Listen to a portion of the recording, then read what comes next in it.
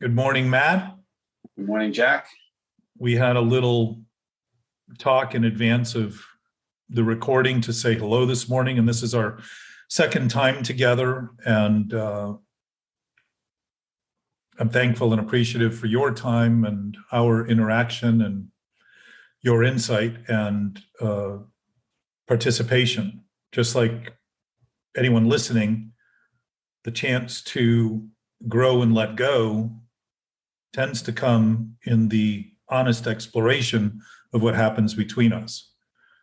And my experience is that I can have quiet moments of peace and solitude and silence and a meditative state when I've isolated myself from the world.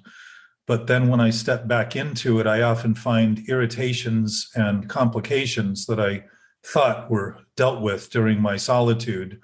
And so an awakened state of meditation is actually interacting with what's happening at all levels, in all ways. And my sense is that's what the last step suggests, practicing principles in all our affairs.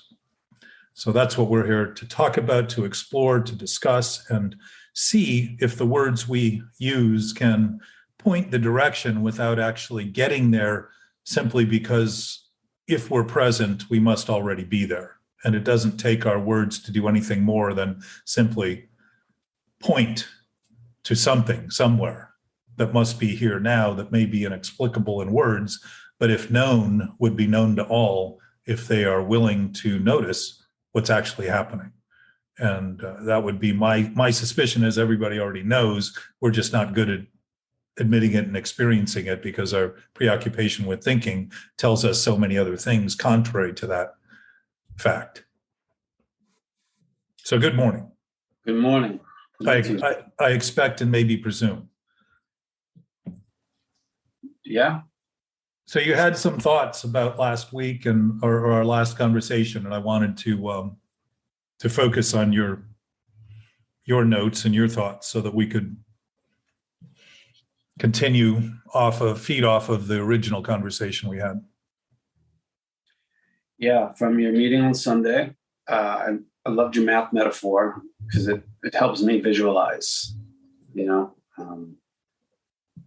I learned through visualization faster than anything else. So that's what that did for me. And this is a heavy conversation. So examples of experience and scenarios and even hypotheticals, yes, are really helpful. And one thing I loved on your notes was to look at rather than reinforce thought allows what is seen to be seen correctly as a foggy notion. And I was considering that this week before reading your note, is that to visualize the thought and to say, hey, look at that, instead of, oh, this thing I'm feeling. Look at that over there. Isn't that interesting? Again, that isn't that interesting was one of the openings for you. Yeah. I think a mentor of yours in some capacity had used that and given you a chance to just begin to notice things rather than immediately do what you could to pretend they shouldn't be happening, or you didn't like them, or be in contempt over them, or in some sort of fight, or go numb to them. Yeah, and give them truth that they're not worthy of. Well, it would be giving them credibility to being true at all. And when you see they're not just simply thoughts in conflict, it's interesting that we think things in conflict become truer when we oppose them more, when if they don't have any basis, there's really nothing to oppose but the thinking we're doing about them, imagining them to even exist as reality. And it's not unusual in our thinking that, we're not really watching our thoughts. But if we watch our words and our experience and our feelings and our actions, we can see what we're thinking based on what we're saying, feeling, experiencing, and doing. And when my experience tells me something's wrong, it's generally my thinking that it's telling me about. Because the immediacy, if I'm willing to play leapfrog over what's immediate and pretend it's out there and I'm not looking what I'm doing, my lens won't see anything out there other than the preoccupation I have with the denial of what I'm doing being the lens I'm looking through. So what am I going to see in you but all the things I'm doing and blame you because I'm so upset with myself for simply not conceding my own responsibility for what I'm doing? Yeah, simplify that for me is what's going on with me that I'm thinking this about them. Yeah. Yeah. So it isn't generally what's happening that's actually the problem, but what we're thinking about it that's the problem, the first problem. It isn't to say that things out there are all right. By no means. But if we are to have any constructive impact that could be right or moral or meaningful or purposeful or valuable to others, worthy, worthwhile, it's certainly not going to come from pretending that what we're doing isn't what we're doing and seeing everyone else is doing what we're doing. That's effectively the same conflict that has kept humans at war. It's the justifiable notion that self-indignation is a nation unto itself and is worth defending and fighting for. And that sort of turbulence we know is wrong because we feel it and try to escape it by going numb to it, by denying it and making believe that numbness is the absence of pain when in fact it's an absolute consequence of pain. So we lie in all these words, in all these ways. So we don't want to accept our role in things. Well, and the irony is, what's my part in this person doing this thing that is seemingly wrong? Yeah, well, that fixation literally is broken because nothing that isn't broken needs fixation, needs to be fixed, right? So the fixation on others, the obsession with others is just the denial of what we're doing. And the loathing, we know self-loathing is a consequence of that because we know that we're wrong.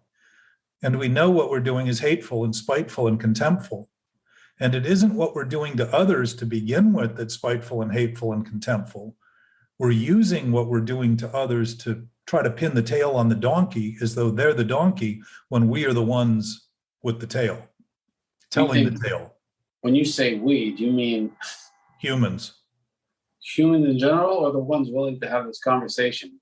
What about the ones that they haven't considered any of this, and some of them probably never will? Well, most of them. If I don't put oil in my BMW, I would suspect that all BMWs would suffer the same consequence if people didn't put oil in them. Say that again. If I don't put oil in my BMW, my engine is going to suffer. Yeah. And I would suggest every other engine and every other BMW would suffer the exact same fate if people didn't put oil in it. So and they could think that it has nothing to do with them, and they could think that it's the BMW or the engine that's wrong. They could do all those things, but it doesn't mean their thinking is right. It simply means that it's a new layer of thinking trying to excuse what they're doing. So I don't base what I talk about on what other people may or may not think. I talk about what I know. And if there's any absolute nature that we share, we all share it regardless of what we think. And if that's the case, and we're talking about something that we all share, then what we do is petty compared to the grand nature of this absolute nature that we share. And if we're acting petty and juvenile, we just simply haven't matured in a direction that has utilized principles as a basis for operating sufficiently to begin to see that if it's the basis for me, it's the basis for you. The math metaphor was, if it was helpful, it's because math has principles. And if you apply principles, problems are not problems anymore, they're solved. And when I learned math, and I thought back of ways to talk about the whole process of beginning to concede this thinking problem, when I learned math, I realized when I actually did what I was directed to do and given the direction and started practicing it, it became obvious that I didn't need to repeat the learning curve over and over and over again to get the right answer. I just knew 2 + 2 is 4, 2 + 3 is 5, 2 + 4 is 6. It started to make sense. And so I didn't have to even, it wasn't even memory. It was just an awareness that that's how it was. And it reduced my need to go back and learn. When I'm trying to insist something I'm thinking about is true and real chronically, I need every moment I have to constantly remake that thing, because it does not exist at all without my attention, my focus, and my preoccupation.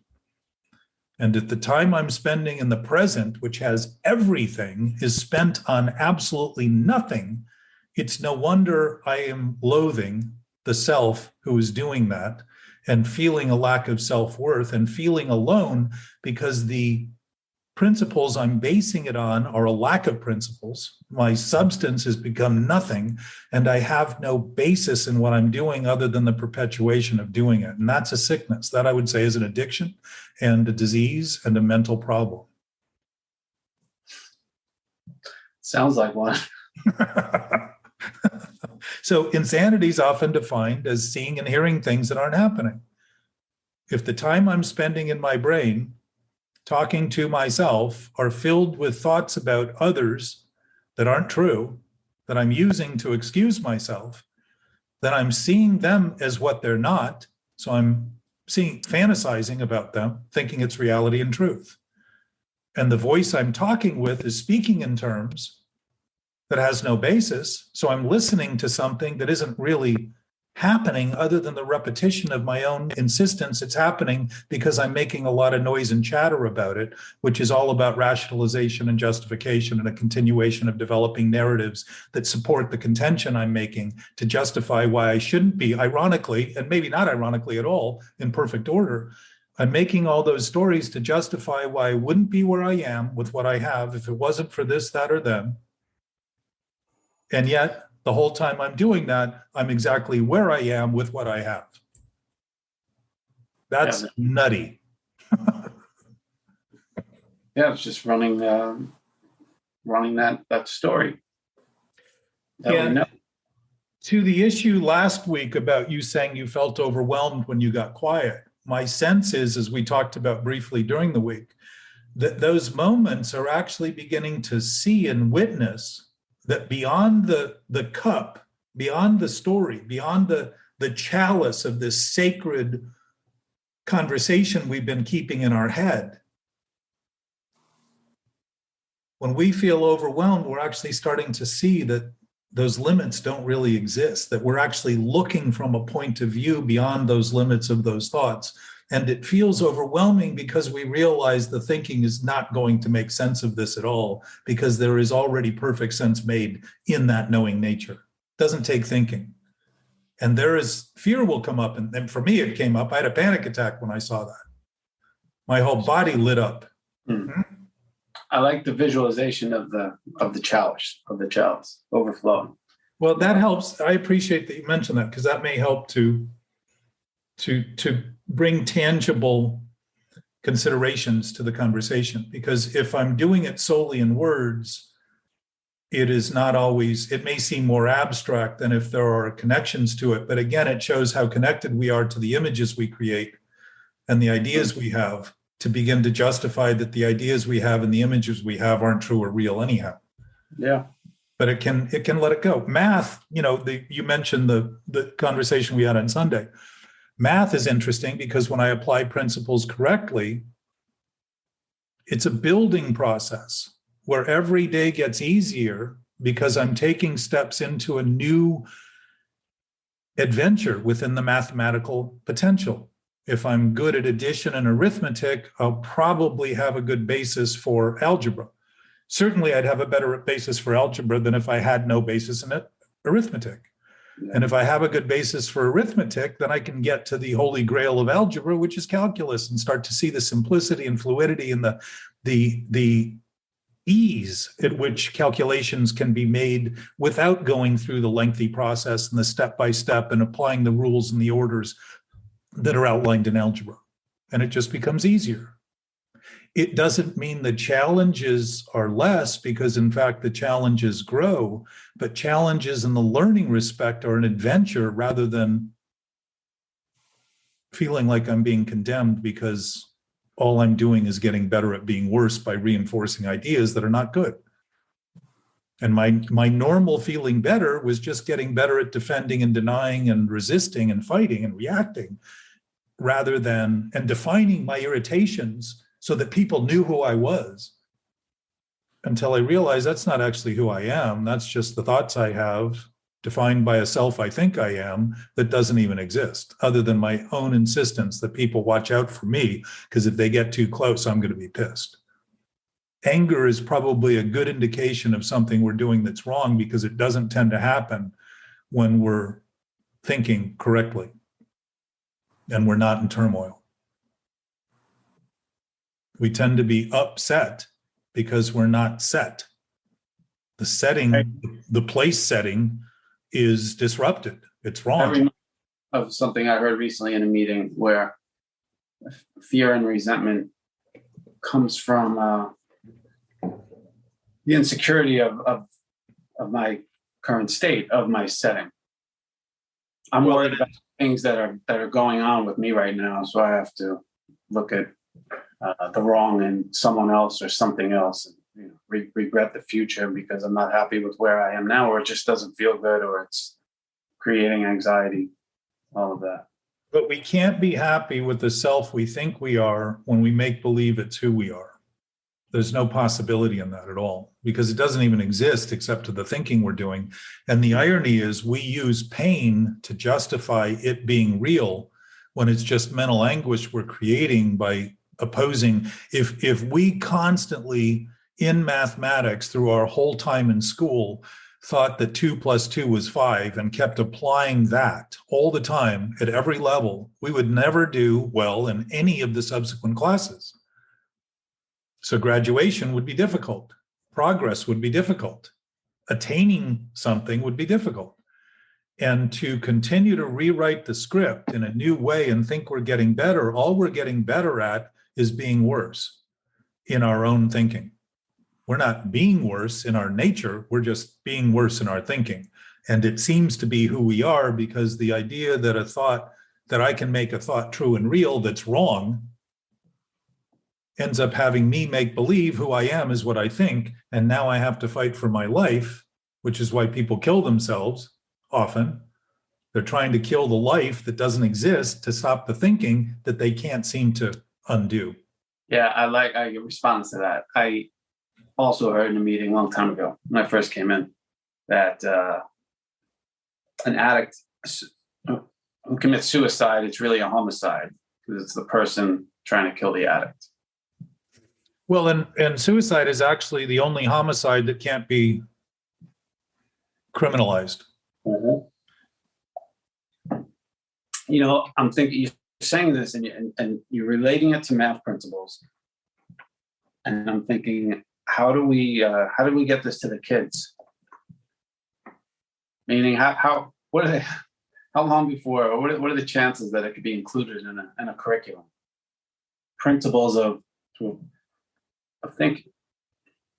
I guess you'd have to talk to the principal. Well, what about if you start tutoring kids? Well, let's just say, given that we're absolutely interconnected, and I will assure you that if this is preposterous and ridiculous and impossible to imagine, that all it is that's being imagined is what's being said in relation to thoughts that are being held that are ridiculous and preposterous and impossible. All right. So if I'm talking to you and I'm speaking in absolute terms and you're thinking in obsessive terms, you're going to hear what you think I'm saying, which isn't what I'm saying, but what you think. Follow? Kind of, but did that just come up? What's an example of that? Well, me saying that you see it in our weekly discussion often. We're always in the present. Yeah. And almost inevitably, after we have the discussion about the fact that we're always in the present, somebody says, I need to work on being in the present. They're not hearing what I'm saying. What they're hearing is that they need to work on being in the present because they've been thinking so long they're not in the present, and that their problem is that they're not in the present. And the problem hasn't been that they're not in the present. It's been the thinking that they're not in the present that was the problem. What is that? The lack of concession of what we're doing. We seem to be blind. I'll give you another couple of words. Go ahead. I see you. So what are they trying to say? What's that? What are they trying to say? What are they trying to say in their response? Well, yeah, when they say, oh, I need to be in the present based on what you just said. They're trying to say that what I'm saying is what they're thinking. And so what they're hearing is not what I'm saying. And they're reinforcing it by claiming they need this to keep. And I see this all the time. This happens a lot. Right? So and if we watch our words, you start seeing, and I don't say watch our words, watching our words, when it comes to addiction mentally, everything is flipped around and backwards. So the connotation of a lot of what we say is exactly the opposite of what we're saying. One of those things is we think we're getting away with something, right? That's a pretty common phrase. It's actually an admission that we're getting away with it, not from it. Yeah. Right? But we use it as though we're getting away from it. No. It's going with us. We're even saying it in the words. So some of those words are, I need to work on being in the present. And what does that do? Reinforce the idea, because the opposite is always true to any position we take has an opposite position. And the two are connected. They're not separate. If I take the extreme position of always wanting to be happy, being unhappy in any way would completely violate the premise that I'm happy. So why do people generally suffer when they're trying to be happy? Because they're not ultimately absolutely happy all the time. Because anything that indicates anything less than absolute happiness would completely destroy the premise that they're happy. It's an impossibility rather than see that happiness is the opposite of unhappiness. It's just the extreme position I take on that range. When I think it's the only position, I think now I'm in opposition to all the rest, rather than see that if I want to be good, it's an admission of bad. It's a concession of bad. It's a noticing of bad. It's an awareness of bad so that I can steer away from the rocks rather than into them, and steer away from the street post rather than into it. So that I'm navigating in a direction that's productive and gainful and purposeful and resourceful, rather than destroying the resources in the name of making believe the thought's correct so that I can blame everything that out there, the rocks and the telephone pole and everything else that I've run into. Yeah, that's. So when it comes to the kids, and here's the preposterous thing. If there's an absolute source, and I would say nature is a very good metaphor for this. Nature is natural, surprisingly. What we do with it has not always been natural. So we've polluted and contaminated it to a degree, whatever that degree is. And yet nature remains nature. It stays the same. Still does what it does as it does it. It doesn't argue. It doesn't fight. It's like every inanimate object in the universe is functioning exactly as it's designed or as it's ordered within the order of things. However that order is, whatever it is right now. So if I am polluting the environment and simply stop, nature has a better chance of healing faster than if I continue to pollute it, if it needs to correct for the wrongs that I've done. So if nature all gets better when I stop polluting it, the kids get better when I stop polluting the conversation. Exactly. And they start having a sensation of awareness. For any of us who get better, everybody gets better. And to any of us who act worse, everyone gets worse. We are a collective. We are not individual people running around as independent. We are independent in our ability to think and choose, but we are not independent in the consequences that are caused by that thinking and choice. We are absolutely interrelated with everything that's happening right now where we are here. always. And so too is everything else. For me to think of it in other terms is for me to go off on a bender about all the stuff I need to do, and I need to rework the school system and all that kind of stuff, rather than realize that when anybody glimpses the truth, they know it. It doesn't take any time because they've never not known it. And when I think they haven't known it because they're acting in obsessive ways, I'm thinking those obsessive ways are more powerful than the absolute nature of reality and truth. And that's an impossibility. That's just my thinking. And what am I doing? Contributing to the grid of fear and desperation in promoting that idea. And what does that do? Help people be more reactive. If I approach somebody fast on my feet, yelling, good chance they're going to react. Yeah. If I approach quieter and say hello and introduce myself, I might have a relationship there that builds rather than one that is going to be caustic and fraught and potentially destructive. Yeah. Neurotic parents raise neurotic kids. Well, I would say humans have been suffering from anxious disorders as long as they've been thinking. And there have been incredibly advanced societies of humans where there is no authority, no structure. They work collectively together, and they've disappeared. Because somewhere in that process, somebody decided they were going to be in charge, and they were going to control, and they were going to dominate, and they were going to create submissiveness and all that. Slavery has been popular throughout human history from way back. Even some of the heroes of the Bible had slaves. So the idea of domination and all that is a function of thinking, not reality. Because if anything's dominant, it's the absolute nature of existence, reality, and truth.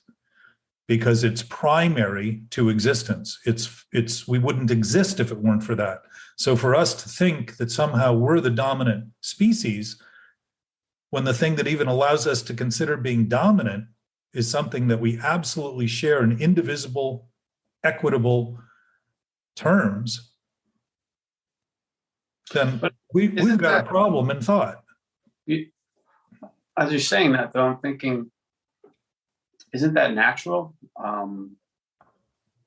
mean, natural human behavior. There's always a family of gorillas. There's always one in charge. Isn't it a natural instinct for humans, just as there are animals, to be in control? So it's not a surprise to me when you have these societies where no one's in charge, that someone rises up and wants to be in charge. I would say people with greater capacity tend to do things, willing to take on greater capacity, tend to do things that are more influential to greater numbers of people. It doesn't mean that they need to kill everybody else to prove it. It doesn't mean we can't act that way, just like we can't, this conversation isn't about not lying. It's about noticing when we're lying, and just beginning to concede that we're doing what we're doing when we're doing it, rather than thinking it's not something I should do and think I'm going to keep what I call a secret and then have that secret secrete through every pore and vessel in my body from the stress and the pressure that it creates internally. I don't keep any secrets. There are no secrets. Everything that's happening right now is happening exactly as it's happening everywhere that anything is happening. And everywhere that nothing is happening, that's what's happening. So the point is that we can have structures, but they can be beneficial and collective rather than seemingly needing to organize one human group against another human group for the sake of figuring out who can build the most destructive weapons to prove that that other human group is subhuman. That may be taking it a little bit over the edge. No. 92% of our human history has been spent at war, written human history. And I'm not suggesting maybe that's our nature, but it would seem to a degree it is. I think to a degree it is our nature, but I think we're intellectually evolved as humans to be able to not act on it. But obviously that's not the case. Yes. And I would say that when we start thinking that our nature is destructive and our nature is diseased, and we have become much more adept at considering disease as just something that happens, that's part of our nature, when in fact, most modern diseases can be traced to food, pollution, poisons, toxins in the environment that we have produced. Many of these diseases. And if the mental dis-ease or discomfort that we suffer by doing things that aren't true and making believe we're not doing them, that internal conflict and emotional turmoil that's created is a self-induced state and experience that undermines all the natural resources we have in our metabolic system, in our parasympathetic system, in our nervous system. It undermines the ability for us to function at a human level in a productive manner. So I would say we've simply surrendered to becoming familiar with something we do so chronically wrong to begin to call it our nature, just like we call it our instinct, when the instinct of addiction is to actually kill the source of the addicted. Interesting that people would kill themselves over addiction and kill themselves thinking it's the best solution. They take their entire physicality and kill it to stop the thing they say they can't take anymore, which is the thinking. Very often. I don't know what all the reasons are, but I have to imagine there's a moment somebody feels pretty alone to think the best thing they can do is just kill themselves to stop whatever it is that they're dealing with. And I would suggest they're dealing with something that is an impossibility to fix when you're using thinking to fix it. Or when you're solely using thinking as the sole source, and it just, that vicious cycle just chews us up like a cannibal from the inside. And even cannibals haven't been known to eat themselves through human history. But we do it in thinking. That feeling of hopelessness. Good. Because this isn't about hope. No, I know, and I liked what you said about hope. Hope is wishful thinking, and to be conscious of the words we choose to use. Well, but words have also. I use hope all the time. Hope all is well. I say it all the time. It's a cliche, and ultimately, there's nothing wrong with it. It's the idea that we can use it as an excuse to continue to maintain hopeless ideas that again turn something that has hope, just simply saying, I always say to myself whenever I'm feeling limited that I know there's more going on than I'm thinking about, right? That isn't hope, but it's a reminder of reality always being greater than my capacity to think of it. Yeah, that's and good. Always remembering that now, if I'm thinking thoughts that are only limited to the thoughts I have and thinking that I need hope to overcome the limitations I'm insisting on, that's a hopeless concept. It's never going to be enough because there's nothing there other than what I'm thinking. There is no substance to it. There's no principle in it. It's all immoral and unprincipled and non-substantive. It's literally imagination, fantasy turned into seeming reality. And if I'm sitting there thinking hope is going to save me, I'm thinking my situation is one that I have nothing to do with, and it's hope that is the determinant factor. And now I am abusing the whole concept of what hope means in its ultimate form. It's the same with faith. Nobody who has faith isn't struggling with faithlessness. Why would they have faith? Why would it matter? If they knew, why wouldn't they just know? They wouldn't need faith. If an absolute source is absolute, we can know now, right now, that no matter what we think, no matter what we do, it's absolute right now. It's infinite right now. It's unlimited right now. And if that's the case, it's always been that way, even when we think it wasn't. But it shows, my experience, how much we want credit for that infinite source, which means we don't want to be thankful and grateful for that infinite source. We want to get credit for it by having enough faith to imagine, because I have enough faith, it's here and I feel it. So there again is me and my thinking it's up to me to have it, when in fact I already have it. in no limited way. It's already the nature of my and your and everyone's existence. And for me to think about it as something I need to do something about to get to is another way of self-centered ideas making believe it's up to me. So I'm the conqueror, I'm the winner, I'm the God. And ego is all about trying to be so consuming that all we think about is ourself, because it's the only thing we're thinking about when we're thinking about things with obsessive thoughts. The fact that I'm consumed with thoughts doesn't mean that's who I am. It means simply that's what I'm doing. Very big difference from an essence to a choice.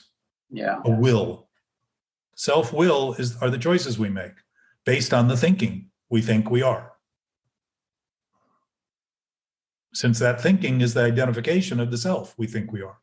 When we think of ourself, when thinking thinks of itself, it thinks of a self born of thought. So all I am then is an image. And I'm not in the mirror when I'm looking at the mirror. It's just a good reflection of who I am as a human. The mirror isn't me. There's no blood there. There's no air there. There's no sight there. There's nothing. It's just an image. Mm-hmm. If I'm arguing with the image, I get a problem. And when I do it in my head, that's exactly what I'm doing in my brain. I'm having a conversation with an image.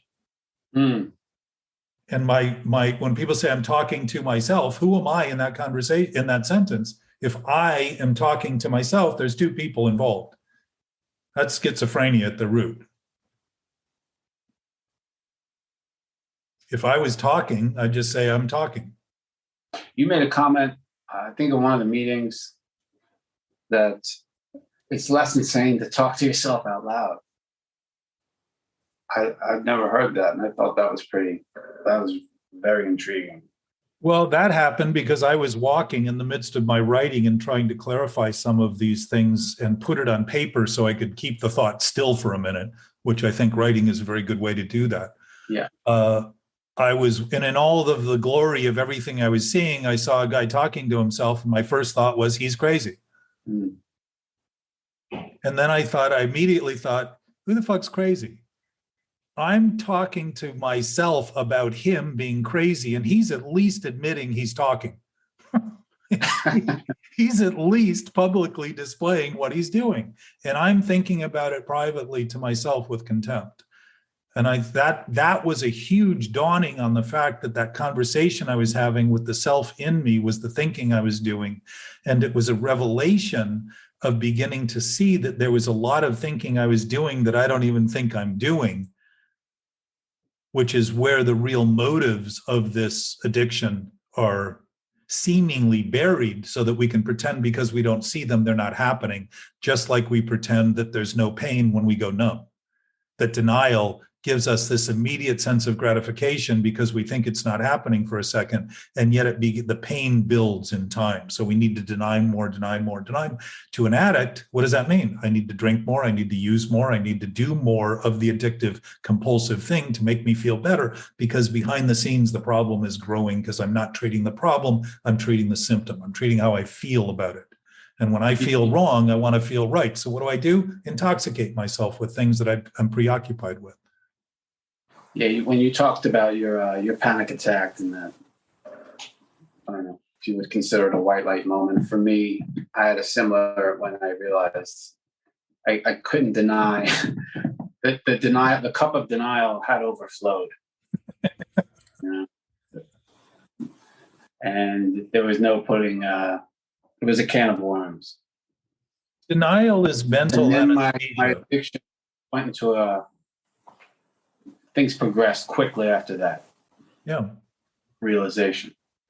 Denial is mental anesthesia.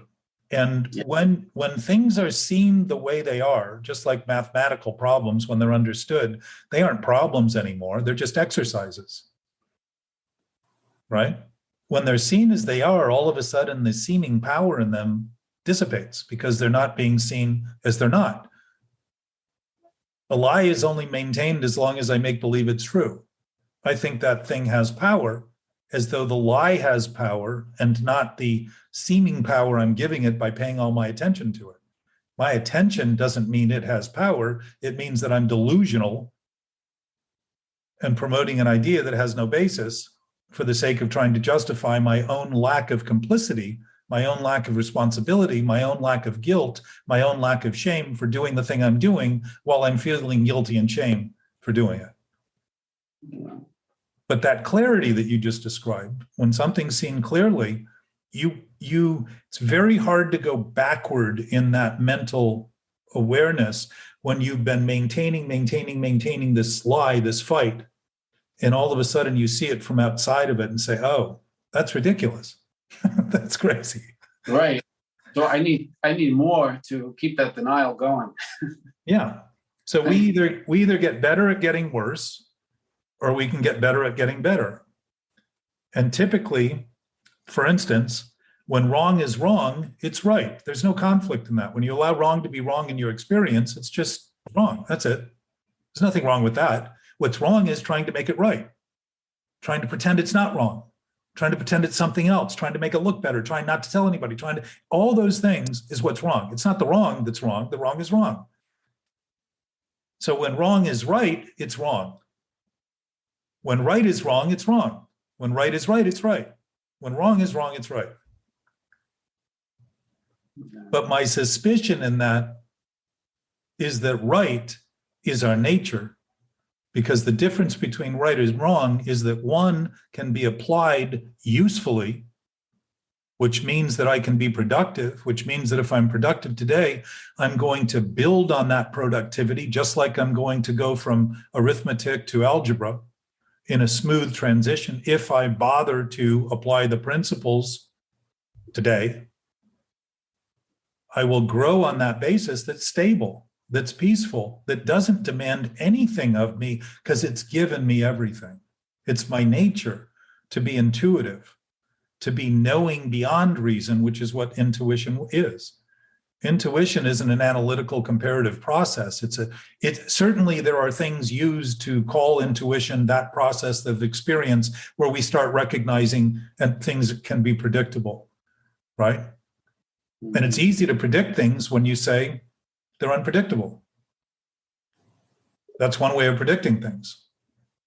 It's easy to say my expectation is whatever happens is going to happen, rather than all I want is this, that, or the other thing. When I start setting that up, I'm setting my experience up to fail, rather than saying, look, what's going to happen is going to happen. I could have some influence in this, and we'll see what that influence is as things continue to develop. And I'm willing to allow what I'm doing in the moment to be enough, rather than constantly insisting. It doesn't mean I can't make a plan and have a goal. It just means if I'm busy trying to do what I can't do in the present, the chances are I'm building a structure that's very weak and it's going to fall apart. So not being attached to the result, would you say? Well, being attached to the result is being the result that happens. Accepting the result? I don't just begin to see that the result's always the result. What's happening right now is happening right now. I'm not mentally, my brain isn't aware of all the details that are going on, but that doesn't discount the possibility that everything that's going on is going on. So when I think of it in terms that are inclusive and start to think of it in accurate, simple terms, I start to have a relationship to everything that's peaceful and doesn't cause despair and fear and this sort of impulsive nature that comes out of reactive thinking. So it's just simplicity and starting to see that peace and quiet and an absolute state isn't something that changes, so there's no conflict in it. There's no potential for war. And this is where I would suggest in our thinking about what we do as humans, we have become so accustomed to thinking this way that we think it's our nature, when that's just like an addict thinking their nature is to do heroin or to drink alcohol or to smoke pot or to do whatever, or a gambler is to gamble. They just think it's our nature. We even call it second nature, as though we've created our own nature second to nature, which is natural, which is what we're created out of. We're a byproduct of nature, whatever it is. So dismantling the thinking is taking the thoughts that we think are elevated off the mantle and starting to see that we've given credit where credit is undue, and we've misgiven credit to what is due. Which in our daily experience is to see that we're actually manifesting exactly what's going on the way we see it. And if we don't like it, that's just a choice. It doesn't mean it isn't happening. It doesn't mean it shouldn't be happening.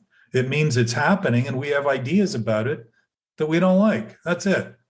That's pretty simple. We're not obligated to like everything. And we're not obligated to act as though we should, so that we have to then fight to the death to try to make it that way, thinking that once the world finally obeys our wishes and preferences, it'll be better, when in fact that's exactly what's kept us acting worse for eons, millennia. Yeah. One thing, another point you made was about choice. And choice would not be a choice if we can only choose from all tangible options while dismissing the option of not choosing. Right. I'm in a place right now where I have to make some choices about my a career transition. Mm-hmm. And so I agree with that. But at the same time, my struggle is, but there are choices on the table I need to make. I need to make them. I should make them. I can also rephrase it and say, I have options. I have the option of doing this or that. It's not that I have to choose one. I have options to go with. A little more positive spin on it, but let's reduce it down to what you think you might need to do to what's actually happening right now, since we're here. Okay. So specifically, in specific terms, as a photographer and new to LA, having left a business in New York, successful real estate photography business, and left New York for a variety of reasons. And I'm in LA now, and I feel like I need to reinvent myself, because I don't want to do, even if I stuck with real estate photography, I still need to make new connections. I need to set up shop here. There's all kinds of things. There's lots to do to put a successful business similar to the one I had in New York in place. Right. And to do that requires a lot of focus on all these different aspects that are necessary. The issue is I don't really want to do real estate photography anymore. And there are other styles of photography that I have done on a professional level, and I am doing on a professional level. But it's not practical to do all of them. And so I have to make a choice. What do I want to focus on? That's the choice. What to focus on. I'm sorry? Do you have to? Well, okay. If I don't want to run out of money and be broke, and if I want to keep being able to pay my rent, I have to. That's the conversation. That's the internal. So that's the story associated to That's the story. Yeah. So is choice a necessity? Yes. It is. I don't know what you wanted me to say. No. Don't worry about that. I'm just flushing out a little bit. If choice is a necessity, then it isn't a choice. And you'd know exactly what to do. The point is, Matt, we're very confused about things because we create circumstances to challenge the basis of our thinking, and then make believe what we need to do is overcome the circumstances we've created to put an end to the thinking we're doing that's desperate, rather than start to notice the sense of desperation we have in the thinking we're doing and the needs we think we need to solve. And to have those are all fine. because this is not a conversation about starting to use new words to reframe things so that you can deny what you're actually thinking, when what you're actually thinking is going to win out if you're pretending that you can resist it. That's why people have these things happen that they say, I was caught off guard. I don't know what happened. I did everything I could and I don't know what happened, and it got worse. So the point isn't so much to reframe it, but simply notice the words we use, which often reveal a sense of contempt and condemnation in our own experience. Now, I have to do something. I need to do it. Do you need to do it right now? No. So what do you need to do right now? Make a choice. Well, let's say the choice right now is the option not to make a choice. Because what's interesting about choice, and if you listen to people, especially in addiction, they'll say, I have no other choice. Well, if you had no other choice, it would not be a choice that you're trying to make. It would be an ultimatum that wouldn't be a choice, and you would know exactly what to do. The same way that the one thing you need to do right now is breathe, you're doing right now without even thinking about it. You're not thinking of it as a choice, but I assure you, if you tried to hold your breath, if you chose to hold your breath, you might be able to do that for a little while, but you'd pass out on the floor and start breathing again because it would happen for you. So there are things happening for us, and the choices we make are the choices we make. They're made in thought. And I'm on that side of, well, let's call it, for lack of a better word, the argument. I practice that. I practice the idea of I don't have to make a choice right now, and I'm okay with it. But there's a swing. But you have some fear attached to that, which ebbs and flows. Okay, so that's the work between the two. That ebb and flowing. To think that when it's ebbing, it's not happening when it's flowing, is to miss the opportunity to start to say, my experience is giving me all the information I need to resolve this issue, so I will know what choice to make because I will be thinking in intuitive forms rather than in obsessive, compulsive, reactive forms. And sitting with it in that pause, it can be done in a matter of seconds, just like you talked about witnessing that cup overflowing and saying, oh, wow, I don't want to do that. I don't want to live that way. So the question is, why are we so compelled to avoid what we're doing, if not for a chronic addictive nature of thinking we can outrun it and escape it and get away from it by becoming fixated on a new sick thought that seems better, but is actually just rewrapping the ball of yarn with another string over and over and over again. And that tends to be how we operate. Do you want to hear some more sick thoughts around this? Please. So, by all means. Here's where it started. It didn't even get messy yet, because with all of these other, with these choices I say I need to make about which style of photography do I want to focus on, after I make that choice, then there's all these issues around that one specific type of photography. How am I going to market it? There are some things. What do I focus on to get better at it? How do I stay on track with it? How do I keep it moving forward? You've noticed some art photography hanging behind me. That's been my main focus right now. I'm really fortunate to have been having the time to work on this stuff. Now it's time to market it and sell it. Learning Instagram, just learning how to post Instagram. I'm not savvy with social media at all. That's another story. It took a lot of energy, which seemingly is easy for most other people. That's a story I tell. So that's happening, and that's good. But there's so many other things to learn how to do to actually get my artwork out there. And now it's happening. It is happening.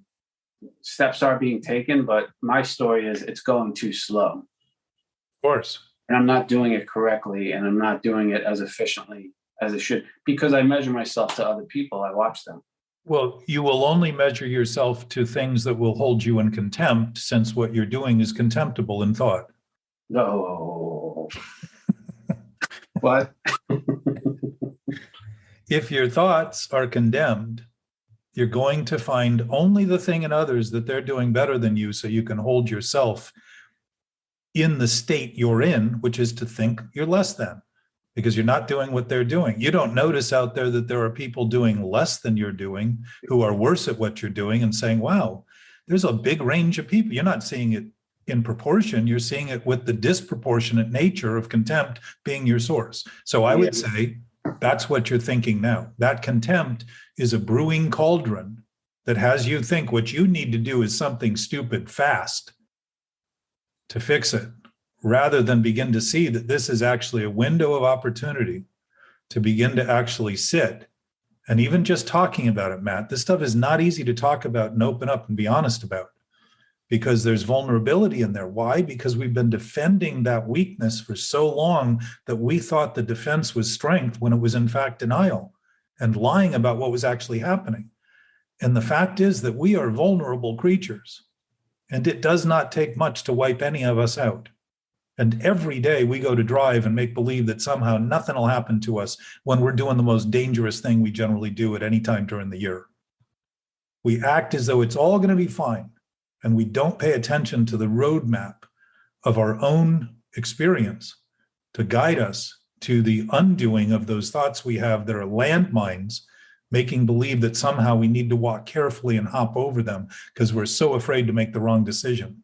And a lifetime built on that has conditioned us to accept that that's normal, and it isn't. It's sick.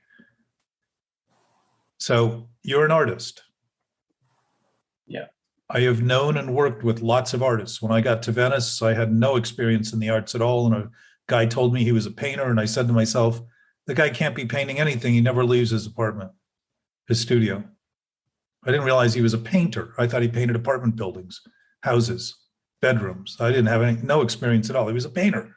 And I went on an art walk and walked in, and here he's a painter. I'm like, oh, you're a painter. Oh, wow.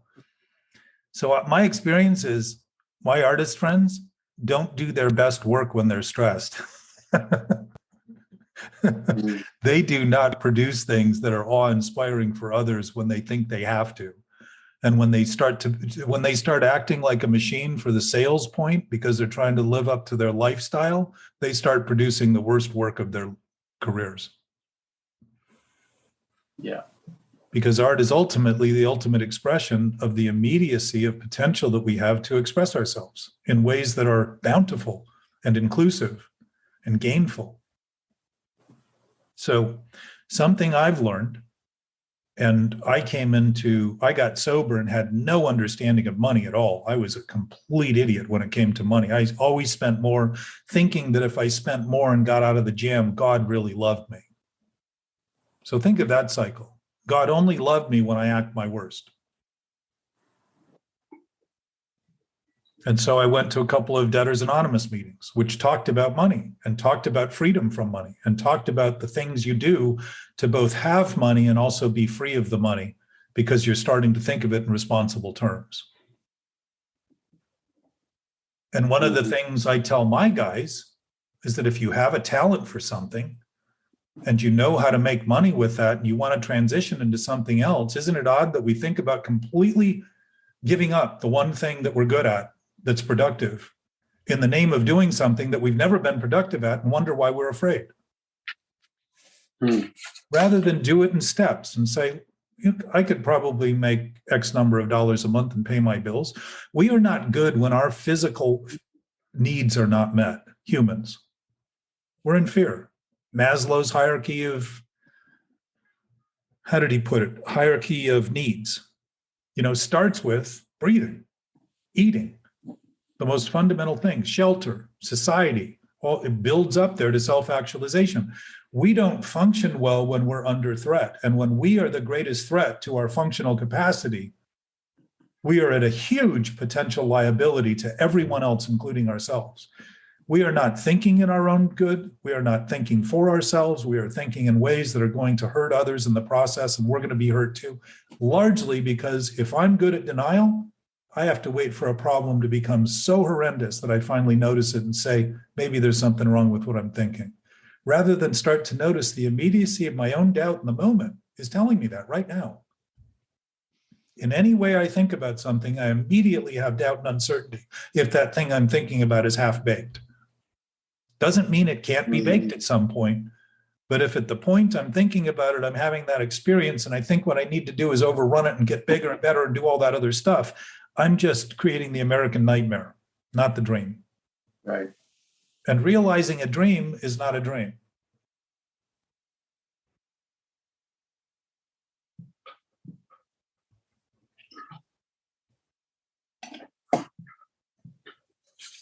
I'm going to pause for a second, and I'm going to continue. So if the immediacy of what we're doing isn't enough, and we think we need to be thinking about other things that aren't happening, what's corrupt about what we're doing is ignoring what's happening. That's it. It isn't to say you can't have and think you have all those other needs to act as quickly as you need to in relation to all those things. But if those actions are being driven by contemptful thoughts that you're having about the moment, the chances are they're going to be corrupt like the other things that keep you thinking that it's only other people that do what you want to do and not you. And realizing self-actualization and self-realization, getting back to Maslow's chart, was the pinnacle of realizing what's actually happening. And if I'm struggling for food, chances are I should probably get a job to pay for food and do that to begin with. And if I do that and have at least that baseline, then I might think about shelter. And I might think about social relations and all that other kind of stuff, because now I'm in a community where I'm not just acting so desperately that I am embarrassed to be alive. And it starts to grow, and the physiological needs and all that stuff start to happen so that there's an integrity to what's happening. And integrity is about integration of all that is happening as it is happening. It isn't about just being honest and true, which people tend to think about. The word integrity is about integration. If all aspects of life are fully present right now, and I'm only thinking about what I call my life, I am denying that there is a bounty of opportunity and possibility that absolutely exists right now, that I am only thinking of in the narrowest terms to serve the self-centered fear that I create by making believe all I am is what I think. Right. And what I think is I'm not good enough. Those feelings are so part of it, which is ego, because... Let me tell you, you're right. And selfishness. No, you're right.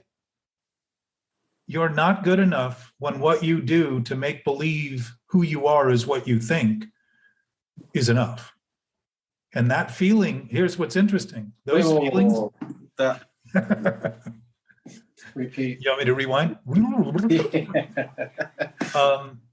Those feelings, Matt, are accurate assessments of what we are doing right now. Right now.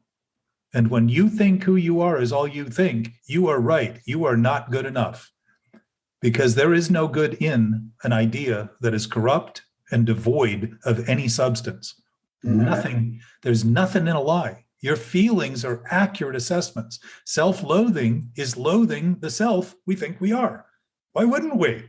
It isn't who we are. It's imagined. It's complete fantasy. When we cross the line and make believe it's who we are, we now have invested ourselves in making believe that all we are is what we think. That's a problem. When the fact is there are people who aren't thinking that are. There are people in comas and in anesthesia and sleeping right now that aren't thinking, but they're processing.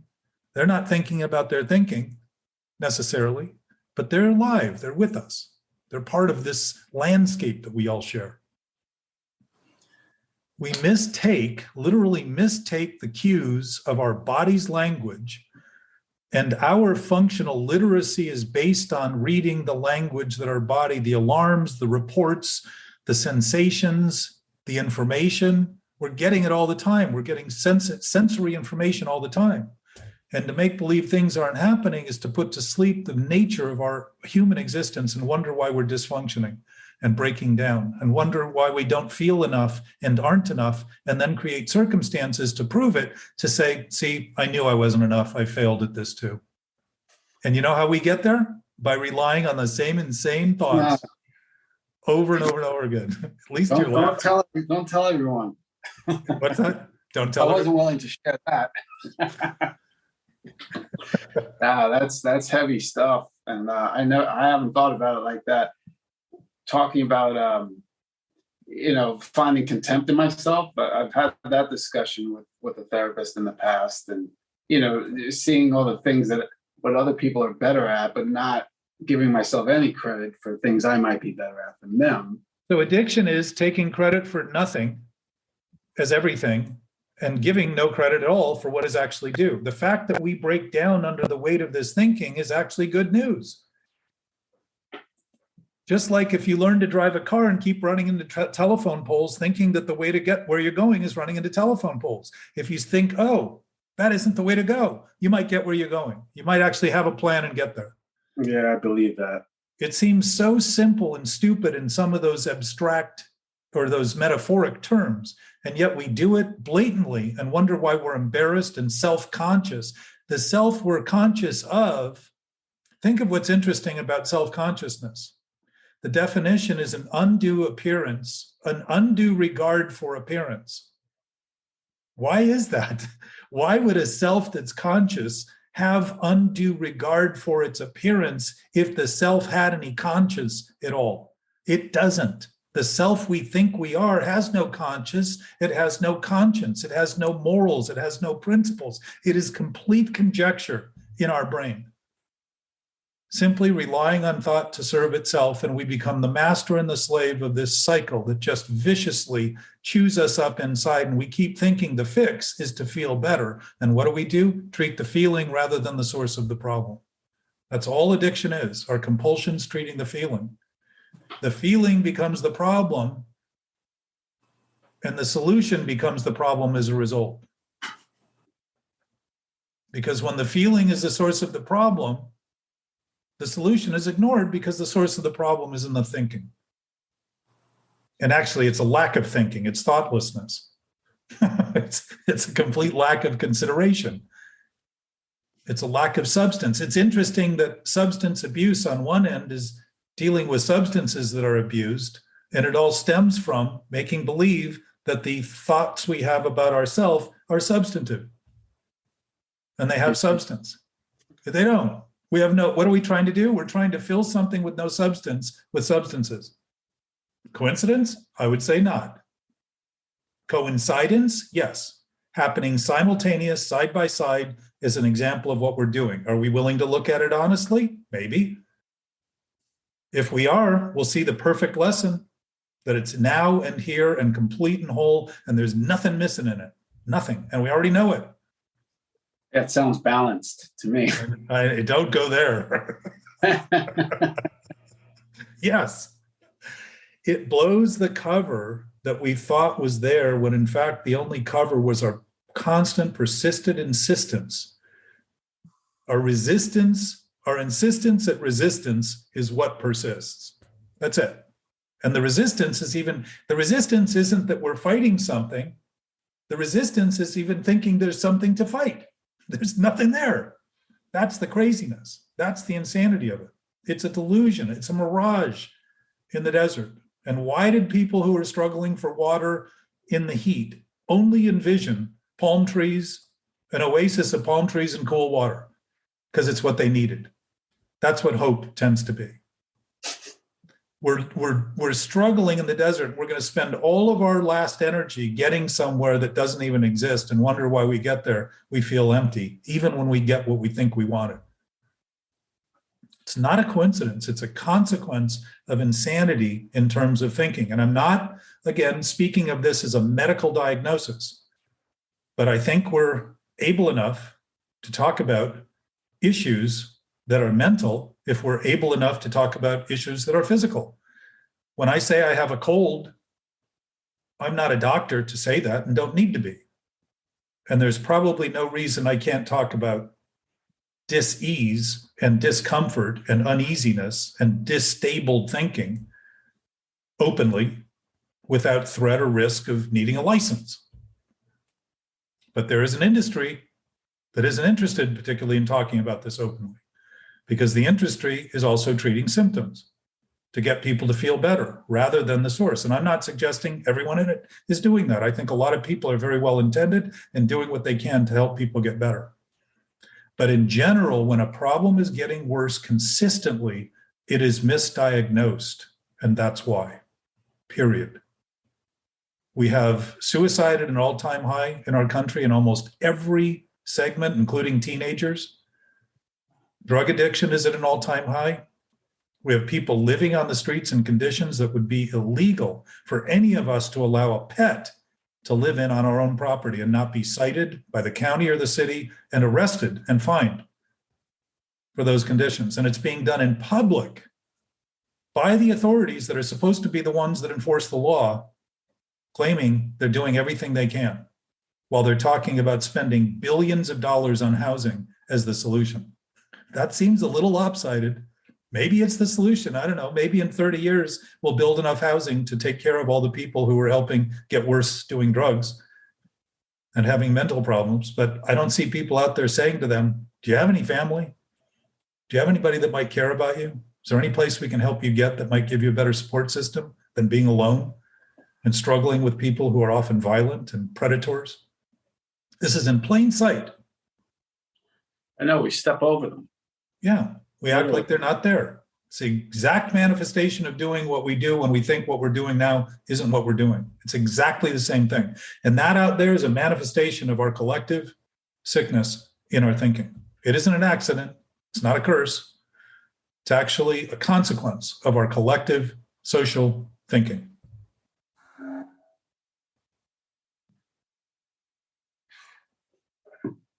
And I would suggest that if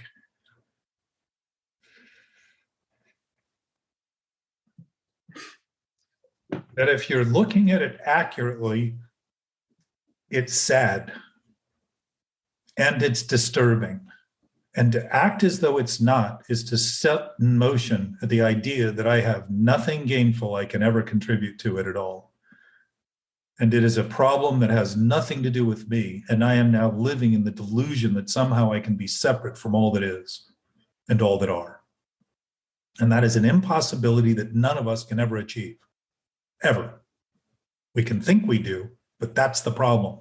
When we start thinking what we're thinking is true and real, we start thinking that lies are true and lies are right. And what I do based on that thinking is going to somehow save me, when in fact it's exactly what's killing us.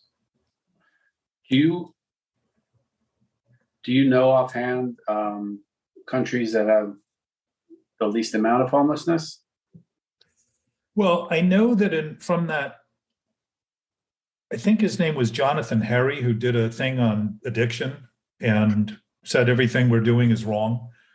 Johan, I'll say this for the group, Johan Hari, Hari, did a YouTube thing, and he was a journalist who was actually caught plagiarizing years ago.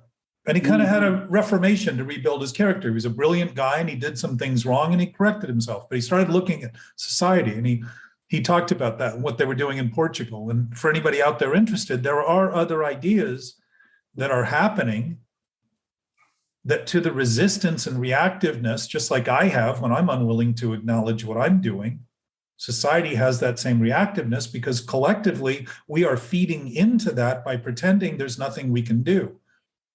And simply by knowing better, we make a great contribution because the velocity of the lying and the cheating and the polluted thinking, the contaminated thinking that's going into perpetuating and enabling the problem to get worse begins to diffuse as people start talking about it publicly. And it starts to remind people that if what we're doing is making things worse and what's happening is getting worse, it's probably what we're doing that's causing it, not some vicarious plague coming out of the sky from locusts or butterflies. It's a human problem. It's probably a human problem. Was he talking, I forget, and do you remember, was he talking about addiction? Not that they're completely separate, or homelessness? Well, he was talking about addiction, and then he talked about Portugal changing their laws so they stopped criminalizing people on the street. But then what they did was go to them and say, what do you want to do? They said to them, he talked about an experiment with rats. They left a rat alone with water and cocaine and water. So what did the rat do? It's alone. It drank the cocaine, stimulation. It put the same rat in a cage with 10 other rats with plenty of things to do, and all the rats drank the water. None of them drank the cocaine. They were interactive, they were gainful, they were productive, they were social. We're social creatures. We're one species. We're one species amongst many species. Addictive thinking is an attempt to not only kill ourselves, but go extinct as a species. So they didn't say, here's this house you can go live in. They said, no. Would you like to be part of our community? Yeah, they gave them little opportunities, and people said, I've always wanted to do this, and they started doing it. We're not even talking, for the most part, they keep doing homeless counts and don't even know the people's names. They say, oh, well, we can't ask them. So that's funny. If you're giving them housing, you probably are going to ask them for the name. And when you give them housing, you're going to probably ask that they follow some rules. And yet on the streets, we don't ask their name. We tell them they can do anything they want. What does that do? Help them get worse. It's like taking a dog home that pees in the house and think, well, he'll get better the longer we let him go. We're just going to move out of the house and let him piss and shit wherever he wants. It would be crazy in any other metaphor, and yet it's become so normal, talk about normal, that it shows how sickening the thinking can be to come up with conclusions that are normal and natural and useful, when in fact there's nothing normal, natural, or useful about it. It's glaringly wrong. Glaringly. We, as a group locally, some years back, sent 13 people home from a place that had gotten sort of overrun by tents and filth and crime and dereliction and mirrors, viruses that broke out on the street. A woman had her whole back eaten up, and people were being allowed to live in those conditions. We went and talked to them, and 13 of us, I think, we sent 13 people home for $2,500. And they all had homes, they all had family, and all we did is ask them, do you have anybody you'd like to go back to? They said, yes. I said, well, we're going to call them and confirm that you have a place to go when you get there and that they're going to welcome you. And they did. And then we made sure they got on the bus, and we gave them $50 for food for the trip. And they went home. That's amazing. Everybody has connections to somebody. When I talk to kids on the street, I ask them after they tell me their whole story and woe and what they need and all, because I know what they would need is drugs for the most part, and more money to get it, to do what they want to do. I always say, where's your mom? Cincinnati. I said, when's the last time you talked to her? I said, 3 months ago. You think she might be worried about you? Think she might be thinking about you at least? Yeah. So try calling her. Say hello. And you know what? For them, it creates a connection with me that has some value, because they know that whatever it is they ran from and are running from and are staying away from is stuff that can be remedied.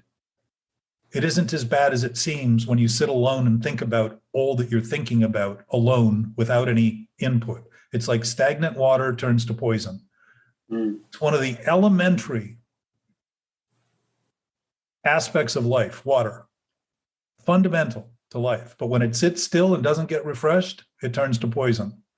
And it's exactly like our thinking. And it's no reason intoxication contains the word toxic. The thinking's toxic. It pollutes our whole system. It undermines our capacity to function. Our systems are deteriorating. Our bodies are breaking down quicker because they are under an enormous stress they're not designed to bear. They're designed not to bear it. So what do? Break down in disease. Natural. Jack, I have a lot of respect for your work with the homeless, and I forget the story exactly, but I know you were attacked by one that you were trying to help viciously, and the fact that you've continued to work with them, you chose that as a learning experience to make your work better. It's amazing. Well, it was an interesting experience, Matt, in learning about help, because I always thought I was helping whenever I was doing anything and what I thought was help. And I realized that when it comes to illness, mental illness, help is actually not helping people. It's enabling them to get worse. And if the illness isn't confronted and all I'm doing is giving patchwork help, I'm asking them for the worst they have rather than the best. And the guy that I had worked with had tried to blow up a neighbor's car because the guy asked him not to use their laundry. He literally attached a like gasoline bomb to the alligator clips to his carburetor to go off when he started his car, and something to that effect. I don't know all the details regarding the bomb. But when I heard that, I said, I thought I was helping you, but I realized that if that's what you're doing out there, I'm not helping you at all, and I can't continue. And he said, well, I know how to take care of guys like you. And I said, you may, but I will stand my ground because I'm not interested in making things worse. And he came back a week later and stabbed me in the back, put a 9-inch knife in my back and slit my throat just a millimeter from the jugular. But it helped me see that I was really only helping myself to the thinking that I was a big help when I wasn't being helpful at all, because I wasn't being wise about what I was doing. I wasn't being thoughtful about what I was doing. I was simply serving my own interests in thinking that the best thing I could do for him was the most convenient thing I could do for myself, which was to buy him off with a little money and give him the impression that he was better off. And in our community, there are a lot of people that we are sort of in a situation where we just make the best of situations that aren't always good. And sometimes they go wrong. I had a friend of mine's son 2 weeks ago and his girlfriend shot in the head in Venice, who was, he was involved in drugs, but he was a beautiful kid who struggled himself. He was 31 years old. And this kind of pandemic is being allowed because of the rampant drug use in our country. And I'm not opposed to it. I don't want to take a position against it. I'm just saying that we are partying, and there probably isn't a real celebration to go along with the party. It's actually contributing to murders in the hundreds of thousands around the world. And we don't talk about it that way. We talk about we talk about Mexico being at blame. We don't talk about our own drug problem in this country and just talk about the fact that it's rampant. It's not just the overdoses from pharmaceutical companies that happen to oversell drugs that they sold. It's not just the fentanyl. It's all of it. And it's happening at every strata of society. And I would almost guarantee that if you look at the import of cocaine, for instance, into this country and meth, you'll see a direct relationship to an increase in the sale of alcohol, because it's good for business. It's good for Las Vegas. It isn't good for people, but it's good for business. That's often an incentive that isn't always virtuous or moral. It's often corrupt. It serves the business, but not the actual people that it's supposed to be serving. That's a function that we all participate in by keeping the conversation quiet and to ourselves and thinking it isn't something that should be addressed publicly, or thinking that there's nothing that can be done. And I don't sense that's the case at all. If we can make it as bad as it's been, certainly we could make it better by not doing what we're doing wrong. When a problem is seen correctly, it's easy to apply the solution. When it's seen incorrectly, it seems impossible. That's on each of us, not on them and they and there. It's on you and I here now, and starting to look at what we're doing in our own experience to foment, promote, and encourage that kind of thinking. Yeah.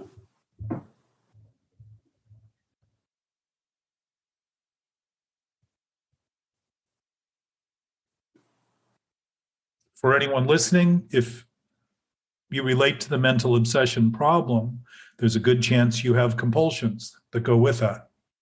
And if you have those compulsions, there's a very good chance there is a program out there that you can find online very easily that addresses those. And it's very hard when you're in the cups of drinking, using, or doing any of those compulsive behaviors compulsively to start looking at the thinking that you're doing that causes that behavior. Because the compelling need to continue to use the intoxicant to feel better seems to be the only thing you can do. And how things seem is not how things are. How things are is how things are, and how we have them seem and how we think they appear is just all illusion. There are solutions, they are available, readily available, and the only difference between it working or being available to you is what you decide to do in relation to it. It's the only determinant. All of these programs are self-diagnosed, so nobody comes along and tells you what's wrong with you. But if you begin to admit the wrong you're doing, it becomes easy to start seeing the paths that are available to both correct and recover. And literally think of recovery. Recovery means it's something being taken back that you think you lost. It's regaining the ground that you think you gave up, that was never given up. Your nature is absolutely sourced in a being present, knowing awareness that cannot be interrupted by what we think, but we can think it can. And when we think it can and think that thinking is true and real, we set in motion the problems we suffer from, not the problems we want to blame and use as an excuse for what we're doing. That's what we talk about, because the underlying obsession is underlying all compulsions, all reactive behaviors, all irritable tendencies, impulsive behaviors. Our defense is what keeps us on the edge and what has us feel overwhelmed, because our ramparts are being overrun. Our fort defensiveness is being overrun when we start seeing that it has absolutely no basis at all, except to give us the opinion that it has a basis. Roger that. Any more? Well, there's a lot to think about, as usual. No, this was great. Well, and one little last point too, Matt, is that as you look, and I would say this to everyone because we all share this, we have a knowing presence that's always been knowing. And as we're willing to even look at our thinking, the thinking becomes obvious as something we're doing rather than something we are. Because you can't look at something. You can't look at who you are. If who you are is who you are, it's who you are. You can't look at it. An eyeball can't see itself. We can look in the mirror, but it never sees itself. It sees an image of itself. So if we're looking at our thinking, it's evidence that we are not that thinking to be looking at it. We are something else, and we are observers. We are keenly aware of what's going on, and we simply haven't been good at acknowledging it within our human experience so that our thinking can begin to follow the natural lead rather than this implosion of thoughts that get set off when we start thinking it's the only thing we can rely on. And when we think thinking is our only source, we mistake what thinking is, because thinking is designed like in your art, Matt. Thinking is an expression of an infinite source, which is what art is designed to express. Something beyond the bounds of imagination, so that people's imagination is reminded that there's always more to imagine, that there's always, in an infinite source, there are no limits. It's always expansive to anything that's limited. So certainly our human experience would be profoundly affected by considering that and starting to see that wherever we are, like I said earlier, one of the things I always say to myself is there's more going on than I think. There's more happening than I think right now. Whenever those thoughts seem to close in, I just remind myself there's more happening than I think. And then I start remembering, yeah, everything's happening, everything, everywhere. And it starts becoming silly and gives me a sense of proportion that the problem is somewhat contained within the problem, and I'm just not seeing it correctly enough to solve it. It's so egotistical of you. Bingo. Love you, man. This has been great, and I appreciate it. We'll be back for one more, probably in a week or 10 days or so, as your schedule opens up. Sounds good. I'll look forward to it. Thanks, Jack. Love you, brother. Love you.